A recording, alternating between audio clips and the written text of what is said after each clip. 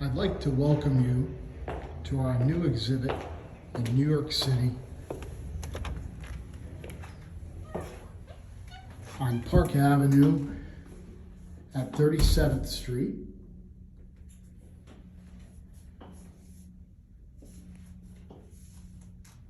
For December of 2022 and January of 2023. This is a little sneak peek tour. Copy of a Gilbert Stuart portrait of George Washington. Just a wonderful example, as you can see. Circa 1850s in a frame that is of the period. This is one of the most amazing parade flags I've ever seen. Probably the best of what is known from the Civil War, both political and non-political. This is the largest known parade flag with an eagle in the canton. It's one of a kind. I apologize for the glare here.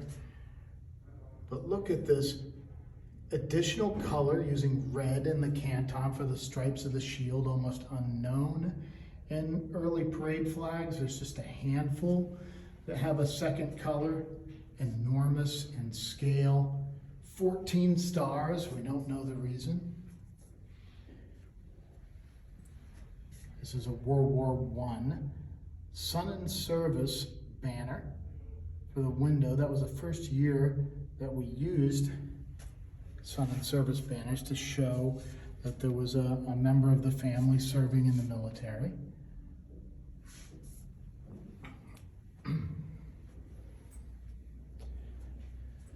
This little 13-star flag was made in the 1890s to 1920s. Typically these are 3 feet or 4 feet in length. This is just a little guy at 1.5 feet. Very unusual size. Beautiful embroidered flag from World War II. These are all a little different, probably done from a kit, but look how wonderful the stars are on this particular one. Bigger than usual and just more profound. This is a World War II flag from a ship. No known specific history, but look at the wonderful wear. Signed and dated on the reverse. This is a 46-star parade flag, large scale one. Nice for a beginning collector or someone that just wants something great above their fireplace, behind their desk, without breaking the bank. 44-star flag with what I like to sometimes call a summer sky. Created by the fact that this is a triple medallion and the stars take up pretty much the entire field. 44th state was Wyoming, came in 1890. This is a Stevens graph, which is a woven silk picture. This one glorifying George Washington, made for the 1876 centennial. And Stevens actually made this one himself. The name Stevens graph comes from the fact that he invented the process to do this by modifying a jacquard weave loom to create these wonderfully detailed images. Beautiful 19th century gilded frame. This is one of my favorite 13-star patterns called a snowflake, or at least that's what I call it. Truly, it's a double wreath with a star in the center, but I love the beautiful star formation, very fitting for December in New York City. This is a calligraphy drawing of an eagle done in Hellertown in Northampton County, Pennsylvania. Look at the beautiful handwork and penmanship here. Signed and dated 1874, with a centennial upon us at that time, our nation's 100th anniversary of independence.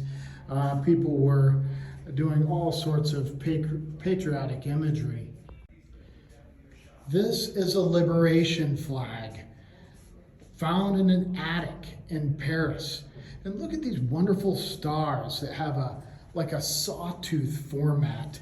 I've never seen anything quite like them that has 10 stripes.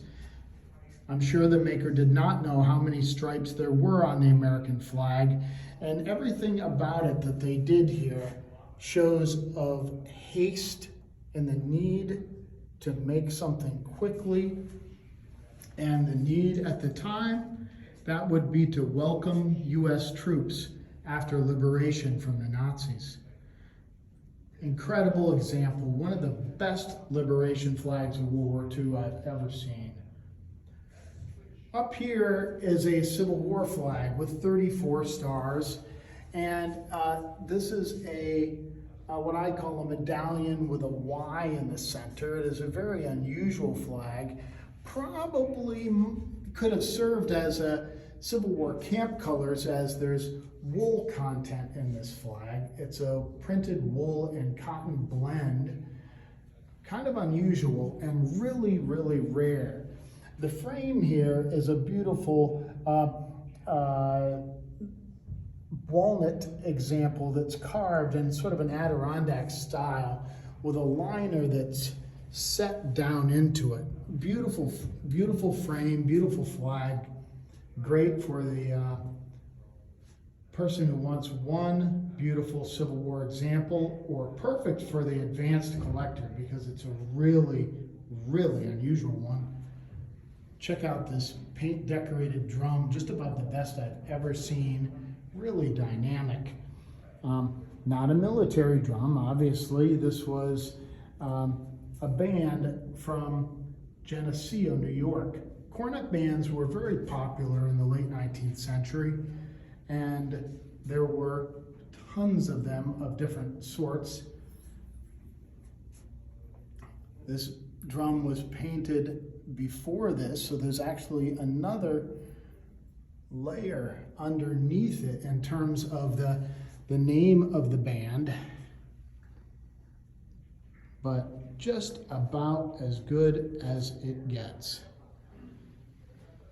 Underneath, with this great periwinkle blue color, is a 34-star flag that almost certainly was a camp colors.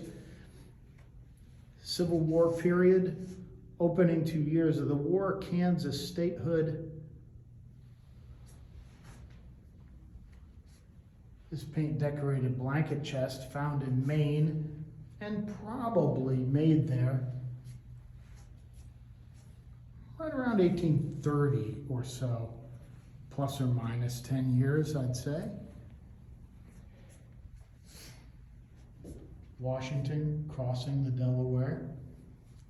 This is a copy of a painting done by Emanuel Lutz, who was actually a member here at the Union League Club where we are in New York.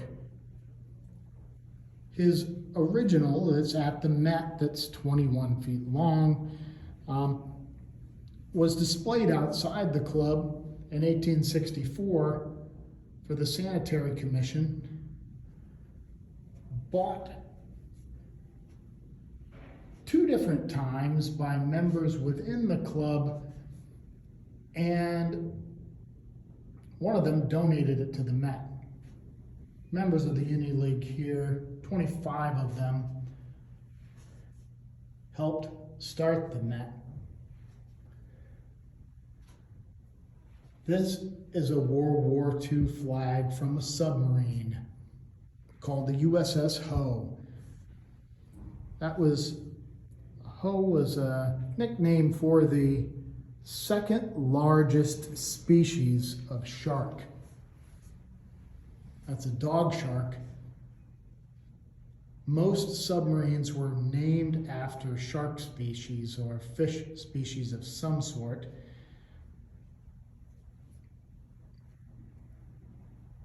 This was brought home by a submariner from Lancaster County, Pennsylvania. Have all of his information. Really wonderful, wonderful flag. And the boat, it had 7 commendations for 7 stars for meritorious wartime service, and it holds the distinction of being one of the only submarines to ever have an underwater collision. One of the only ones ever recorded. Hit another American submarine. Luckily, neither one went down. It's a ship's commission pennant. Kind of a big one, an 8-footer, unusual. Turn of the century. Republican platform for 1888 and 1892. Protection to American industries. It's a Benjamin Harrison piece. There's a member here. And the club was formed, well, in 1863 to put Lincoln back in the White House. That was its purpose. This is really the best of all known Lincoln Johnson flags that exists or equal to it. It is very unusual because although it has Lincoln and Johnson printed in the stripes, look at this great lettering, it's actually a sewn flag. Almost all campaign flags are printed flags. There are 2 known Lincoln Johnson flags with sewn construction, and there's a couple of Lincoln Hamlins. Here we have a Union Army cavalry flag from the 6th Kentucky Union, and a Confederate cavalry flag of a type known to have been ordered by Joe Johnston from Richmond, but thought to have never been produced. So I knew about these, I'd read about them, but I didn't know that any existed in the Army of Northern Virginia style. Great to see the 2 different types here, both Union and Confederate. It's a wonderful little handmade flag in stars and bars format or Confederate First National pattern. 7 stars, reflecting the original 7 states to secede. This is a terrific pair of Civil War veterans flags for the 5th New York Heavy Artillery, for an encampment in 1902, and the 115th New York Volunteers for a reunion in 1905. Really unusual and a fun pairing. Great to see this double image. It's a World War I or World War II commission pennant. It's a Civil War parade flag with 34 stars and what I call global rose design. Wonderful, wonderful Christmas gift there. This is a really unusual Grant ribbon that I just love, with an eagle of the type that the wide awakes like to use on their hats and lapels. Made for either the 1868 or 1872 campaign of Grant, almost certainly.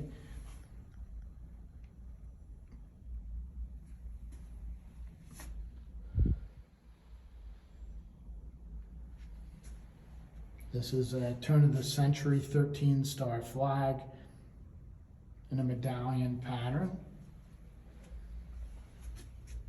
Confederate sympathizer parade flag with 7 stars for the 7 states to secede, but 13 stripes and looking just like the Stars and Stripes.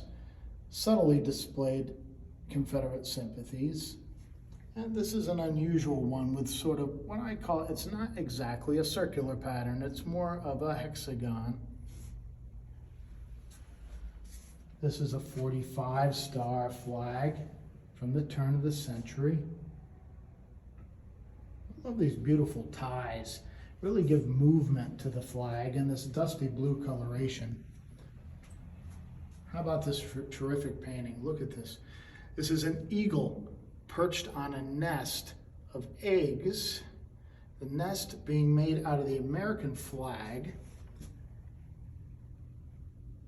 Union is our strength. And look, each egg has the name of a state.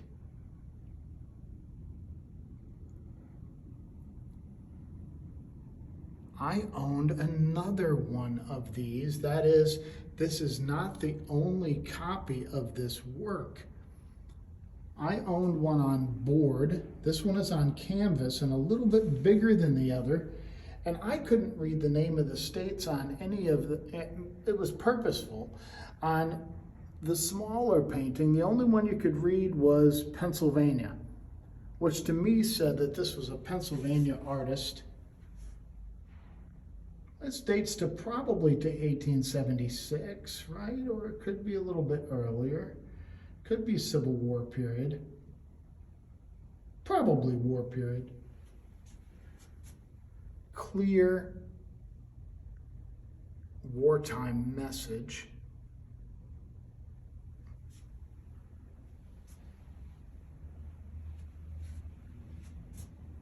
(1876) Centennial Parade flag.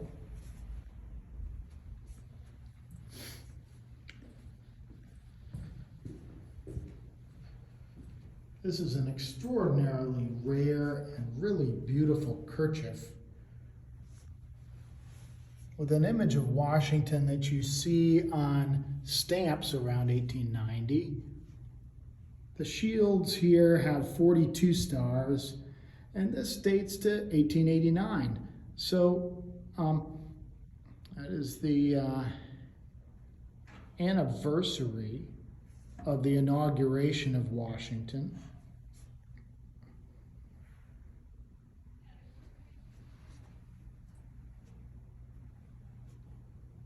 Beautiful thing. Washington crossing the Delaware. This is a sailor's souvenir embroidery from the Orient. Everything here hand painted and hand embroidered. The amount of handwork that went into these was extraordinary.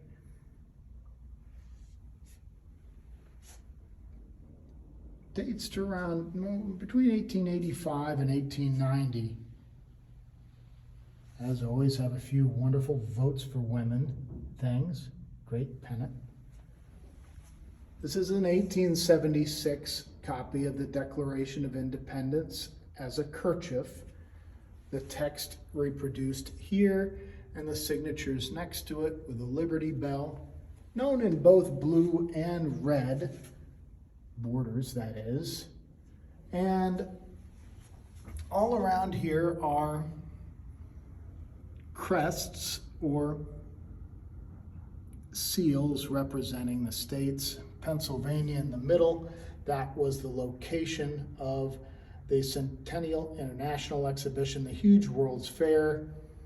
That was the nucleus of celebrations for the Centennial. Here's a fun stocking stuffer. This belonged to collector Richard Pierce, so it's a great little flag, printed on paper. I sold it to him many, many years ago. Vivent les Allies, victory or success to the Allies. Creme Simone, this is a brand of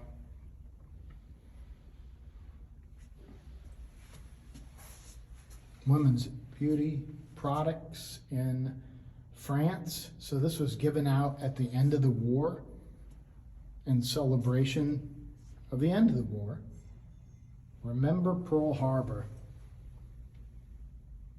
A great rare kerchief Very graphic, can be hung horizontally or vertically. I love it vertically, with all sorts of great sayings. Right makes might, Lafayette, we are here. One of my all-time favorites. Don't give up the ship, fire when you're ready. The price of liberty is eternal vigilance. Speak softly, but carry a big stick. Great Teddy Roosevelt saying. He was a member here at the club, very active, ran his campaign from here. Remember Pearl Harbor, lest we forget. This is another Stevens graph. This one is American. And somebody brought this home from the World Columbian Expo in 1893. That's the Chicago World's Fair. And they added all this great gilding to frame it. We took the original frame off and did the work here ourselves. This is a 19th century gilded American frame with a newer liner. But I tried to do my best to complement what the original owner had done. Centennial or Civil War parade flag, a type known to have been made right from the war through the centennial. Look at this terrific eagle. Was part of the collection of Norm Flaterman. Terrific military dealer, very well-respected guy who had a wonderful private collection in addition to being a dealer. Look at the relief on this. Probably a ship's carving. This is a type of sash for the suffrage movement, known to have been used here in New York City. Light doesn't display it well, but just can't get quite enough light in this gallery, although I love it. But that is one of my favorite designs. When this gets great light on it, let me tell you, it's the most beautiful color of anything really in the suffrage world, very saturated. Here's a 34-star parade flag in a great star pattern for the collector who really wants a great star but doesn't have one. Here's a wonderful option. Look, a circle of stars with one star in the center with a great star around it. This 34-star flag is an unusual one because it has a column of 4 in the center, surrounded by columns of 6.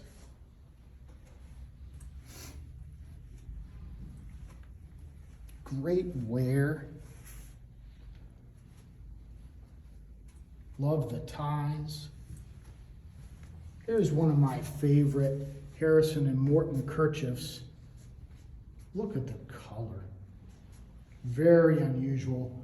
Most of his kerchiefs are red. There are some blue ones. But mostly not this color. Terrific cornflower blue. And look at the imagery.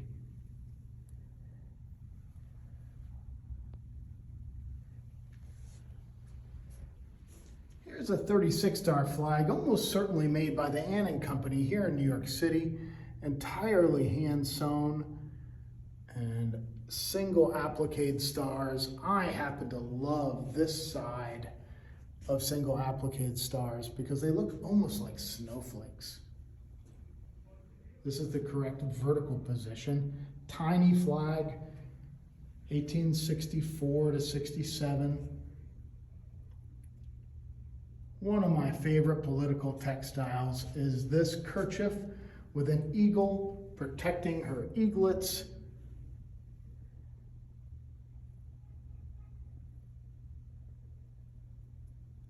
Made for Benjamin Harrison. It's a Civil War card deck with flags, eagles, stars, and shields instead of aces, spades, hearts, and diamonds. That's actually the ace of eagles. Original box with the tax stamp. This is another Stevens graph with Lincoln. Great pair of Native American child's moccasins. My absolute favorite Stevens graph with an image of Grant, done by Thomas Stevens, who invented the process. Look at the eagle up top. This is a beautiful centennial flag with hand-sewn stars.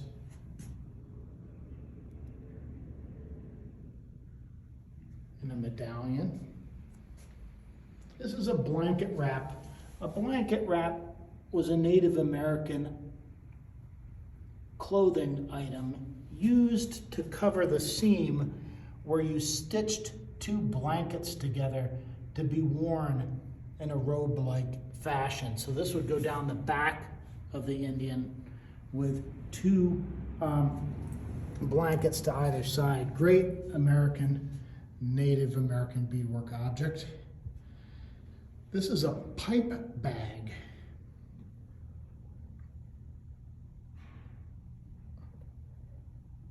With July 4th in the beadwork. Only thing I've ever seen like it.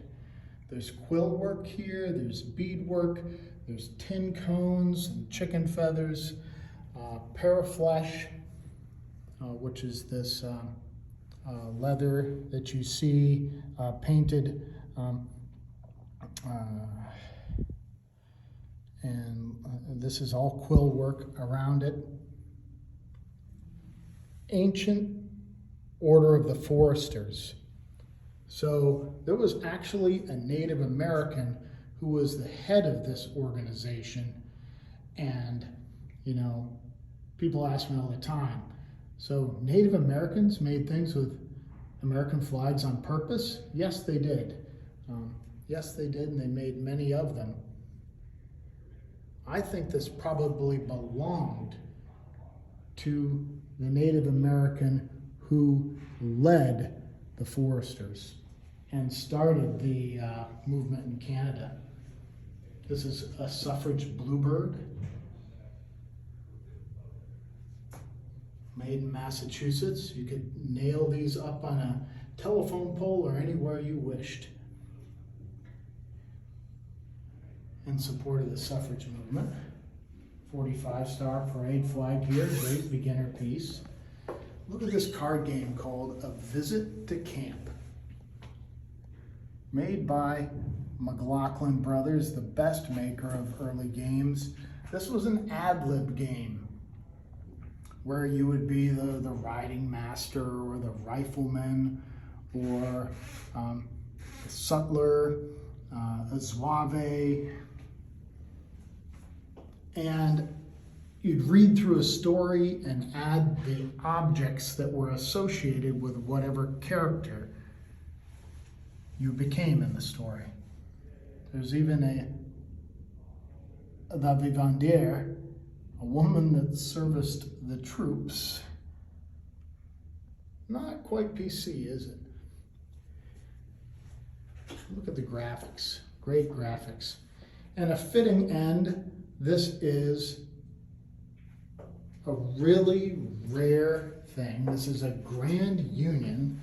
The Grand Union, or Continental Colors, was our nation's flag before the Stars and Stripes. Used mostly between roughly 1775 and 1777 when the Stars and Stripes was created. This particular example made for the centennial by the Horstman Company in Philadelphia. I've owned just one other, which I bought and sold a couple of different times and is in a major collection here in New York City. Just thrilled to have another example. So thanks very much for joining me for my little tour. I hope you enjoyed it. call anytime and make an appointment to come and see it. Attendance is by appointment only. If I don't talk to you, have a wonderful holiday.